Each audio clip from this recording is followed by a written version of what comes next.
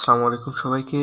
আজকে আমরা দেখব কিভাবে একটি ওয়ার্ডপ্রেস ওয়েবসাইটের ব্যাকআপ রাখতে পারি।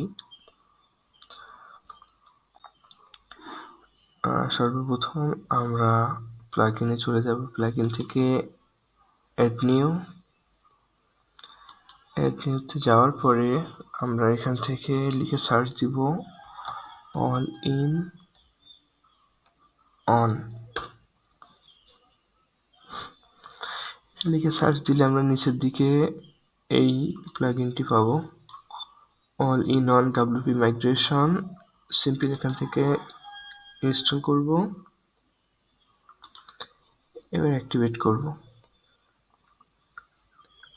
করার পরে আমরা এখানে দেখতে পারবো all in on WP migration নামে একটা নতুন অপশন যুক্ত হয়েছে।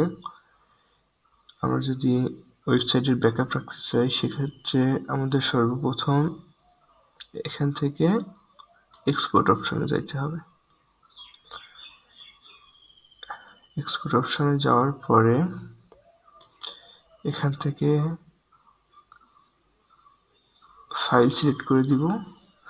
দেওয়ার পরে পুরো ওয়েবসাইটটির একটি ব্যাকআপ এটা নেওয়া শুরু করবে।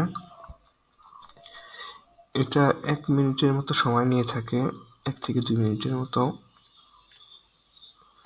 এটা আপনার ওয়েবসাইটের উপর নির্ভর করে, আপনার কোন ধরনের ওয়েবসাইটটি কতটুকু জায়গা নিচ্ছে সেটার উপরে। আচ্ছা, আমার এটা ওয়েবসাইটটি কপি হয়ে গেছে। এখন আমার বলছে ডাউনলোড করতে। এখানে সিম্পল ক্লিক করলে এটা ডাউনলোড হওয়া শুরু হবে।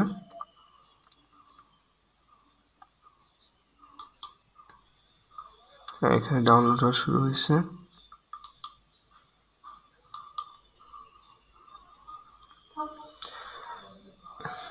এবার আমরা দেখব কিভাবে আমরা একটি ব্যাকআপ ওয়েবসাইট ওয়ার্ডপ্রেসে কিভাবে আপলোড করতে পারি। সেক্ষেত্রে আমরা সর্বপ্রথম প্লাগইনটি ইনস্টল করে নিব, all in on WP migration. করার পরে এখান থেকে ইম্পোর্ট অপশনে যাব। ইম্পোর্ট অপশন থেকে এখান থেকে ফাইল থেকে আমরা আমাদের ফাইলটি এখান থেকে সিলেক্ট করে দিলে ওয়েবসাইটটি রানিং হয়ে যাবে।